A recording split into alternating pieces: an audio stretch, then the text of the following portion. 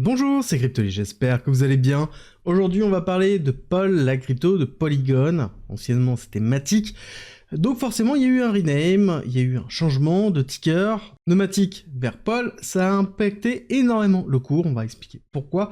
On va faire un point sur un protocole qui avait vraiment le vent en poupe sur le cycle précédent et qui a beaucoup de mal à décoller. On va expliquer pourquoi, on va expliquer surtout ce qu'il faut pour que Polygon puisse repartir à la hausse et ce qui s'est réellement passé avec le changement de token.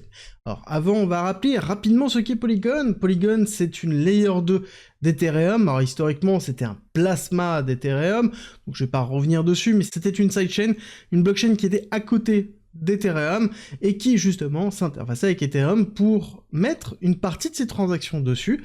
Et ils ont évolué beaucoup en 2021, 2022, 2023 avec beaucoup de rachats. Ils ont racheté beaucoup de sociétés spécialisées dans le ZK Proof et notamment ils sont passés en layer 2 vraiment d'Ethereum. C'est-à-dire qu'ils valident directement les transactions de leur côté et ils font un roll-up, c'est-à-dire qu'ils prennent l'ensemble des transactions et ils les posent directement sur Ethereum. Alors je simplifie énormément parce que Polygon c'est une multitude de produits. On va pas se le cacher que Polygon ils ont quand même un paquet de produits. Ils ont un Polygon CDK qui est en fait un kit de développement pour construire sa propre blockchain. C'est un petit peu quelque chose que l'on retrouve vachement en ce moment avec Optimism, avec Arbitrum. En fait, toutes les layers 2 ont leur kit de développement, ce qui est le cas notamment chez Polygon. Ils ont un ZK-EVM qui d'ailleurs ont été les premiers à le lancer à l'époque et ils l'ont lancé en open source.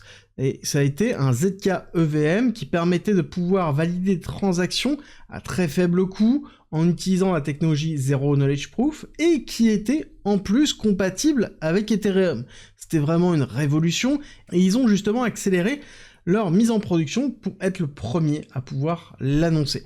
Alors quand on parle de Polygon, on oublie exactement ce que c'est, mais Polygon, c'est certainement le protocole qui regroupe le plus d'applications décentralisées. Ils ont réabsorbé, suite à la chute de Terra Luna, tout l'écosystème de Terra. Ça ne veut pas dire que tout est encore vivant, mais il y a plus de 35 000 applications décentralisées sur Polygon. Maintenant, est-ce que ça se voit en termes de volume? Pas forcément, parce qu'on n'oublie pas qu'il y a un effet de nouveauté qui arrive grandement. Bon, clairement, on va pas se cacher que Polygon, c'est pas des dieux au niveau de la communication et du marketing. Ils ont essayé plusieurs choses, et c'est ça qui est intéressant. Ils ont essayé en 2022-2023 toute la notion de ZK, ZK-EVM, pour essayer de pousser énormément ce narratif. Le problème, c'est qu'on était en plein bear, donc ça n'a absolument pas pris. Ensuite, ils ont essayé la notion de modularité, mais ils ont vu qu'ils étaient trop en retard par rapport notamment à Celestia, donc ils ont abandonné, ils ont lancé la notion d'aggregated. Alors ça veut dire tout simplement d'avoir une couche de simplification et d'abstraction sur la blockchain. C'est un petit peu ça, et il faut voir un petit peu comment ça se construit. On va avoir toutes les blockchains qui sont construites directement avec le CDK, qui auront accès en fait à un bridge unifié, donc il y a une couche d'unification, où cette couche d'unification s'occupera de la sécurité, des transferts entre les différentes chaînes et de l'interfaçage avec forcément Ethereum. On est sur une blockchain qui a très faible coût, qui verrouille quand même pas mal en termes de TVL, Total Value Lock, mais est-ce que c'est suffisant? On n'a pas forcément d'évolution positive de ce côté-là. On voit qu'on arrive à maintenir un écosystème qui est cohérent, mais est-ce que c'est là où va la liquidité? Non, malheureusement, ce n'est pas le cas, et ça ne va pas être le cas encore avant un certain temps. L'autre problématique qu'on va avoir, c'est qu'ils sont passés de Matic à Pol, d'accord? Ils se sont rename déjà de base, ils s'appelaient Matic, c'était le nom du réseau, ils sont name en Polygon, et on avait Polygon, le nom de la blockchain, et la crypto, qui est liée à Polygon, qui était Matic. Bon, le problème c'est que Matic est devenu Pol, et on sait très bien que les investisseurs n'aiment pas, mais alors pas du tout, quand on rename un token, et quand on rename une crypto. Donc forcément, il y a eu un dump qui a été assez fort, le rename a été, on va dire, très très mal amené en termes vraiment d'explication, en termes d'accompagnement, en termes de marketing, et clairement, actuellement, Polygon ne fait pas, ou très très peu, de marketing. Et c'est très intéressant parce que ils ont en plus une technologie qui est vraiment solide, et le Pol, la crypto, est au centre justement de l'interfaçage de l'ensemble de cet écosystème, et pour moi, il y a une véritable valeur à avoir du Pol dans cet écosystème. Par contre, pour que cette valeur soit exponentielle et puisse se valoriser petit à petit, il faut impérativement qu'on ait de l'utilisation. Et c'est là où on attend vraiment la mise en place d'un marketing au niveau de Polygon. Par contre, il faut bien assimiler que ici, Polygon, ce sont quand même des spécialistes de développement. C'est des spécialistes d'achat, ils ont acheté énormément de sociétés, ils continuent à en acheter, d'ailleurs pour assurer leur développement, et ils sont généralement assez avant-gardistes. Je pense qu'il y a aussi une autre raison sur la sous-performance de Polygon. Cette raison, c'est Ethereum. Clairement, toutes les layers 2 qui sont construits sur Ethereum sont dépendantes d'Ethereum. Si Ethereum décolle, si Ethereum reprend de l'accélération haussière et reprend en fait cette phase de surperformance que l'on avait vue en 2020-2021, à ce moment-là, on aura toutes les layers 2 qui se valoriseront. Et Polygon, notamment certainement une campagne marketing, alors là c'est de l'hypothèse, c'est ma vision, et je pense qu'on aura vraiment une valorisation autour de Polygon. Ils sont toujours en train de développer, ça il n'y a aucun doute à avoir, et je pense vraiment qu'on va avoir des nouvelles qui arriveront uniquement si on a un Ethereum qui décolle. Et pour rappel, Ethereum ne peut pas décoller tant qu'elle n'est pas statuée officiellement comme étant une commodities. Je pense que c'est vraiment une structuration autour de la réglementation américaine qui empêche d'avoir beaucoup d'investissements dessus, d'avoir beaucoup de communication, et je pense aussi que c'est la même chose au niveau de Pol. Dans tous les cas, on surveillera de très près ce qui se passera au niveau de Polygon, mais ça reste pour moi un projet qui techniquement est très solide. Le seul souci, c'est qu'il n'est plus tout neuf, et ça se voit au niveau de sa charte. Quand on regarde un petit peu ce qui s'est passé, on a eu une hypervalorisation sur 2021 en mai, puis un nouveau top qui a été effectué en décembre 2021.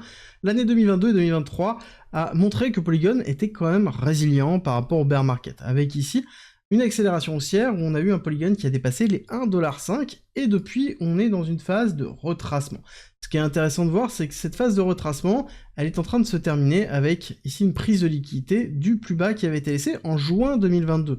Et depuis, on a eu une réaccélération haussière. Donc pour moi, toute cette partie-là, en fait, est une forme de grosse accumulation long terme.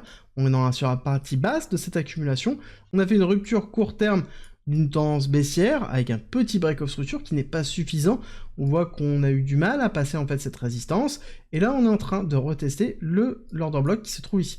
Donc pour moi, ici, il faut impérativement tenir la zone des 0,4 pour pouvoir avoir un gros retour et une validation. Cette validation de l'accélération haussière se fera, forcément, il faut qu'Ethereum performe, ça vous l'avez compris, et deuxième chose, il va falloir qu'on ait ici une validation avec une rupture des 0,8 et une consolidation au-dessus des 0,8. Une fois qu'on sera passé sur les 0,8, je pense qu'on ira très vite chercher les 1,30, qui sera la validation officielle du break of structure, pour ensuite aller chercher la première target, pour moi, les 2,40, et on ira chercher plus haut avec un nouvel ATH, et ensuite une accélération haussière, la target des 5$, 5$ qui avait été donné notamment par l'équipe lors de la présentation du nouveau white paper de Polygon 2.0 qui était le rename, aussi l'occasion de rename Matic en Pol, opération marketing qui a été, je le rappelle, quand même un gros échec au niveau de Polygon.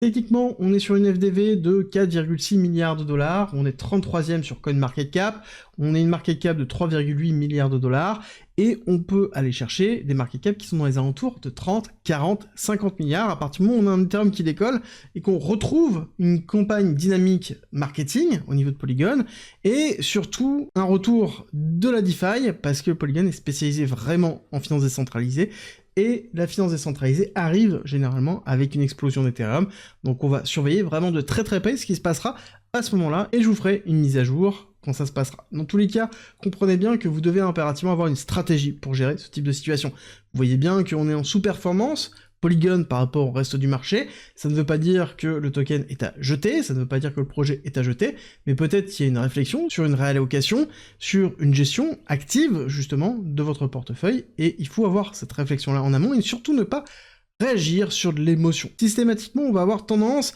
à passer d'une crypto à l'autre en suivant justement les accélérations haussières de l'une et de l'autre, et in fine on arrive souvent trop tard, ou on sort trop tard, et on se fait rect tout simplement sur ce bull run. Donc ayez une stratégie, si vous en avez pas, je vous rappelle qu'en commentaire en description, vous en avez une qui est gratuite, et nous on se retrouve très vite pour une nouvelle vidéo.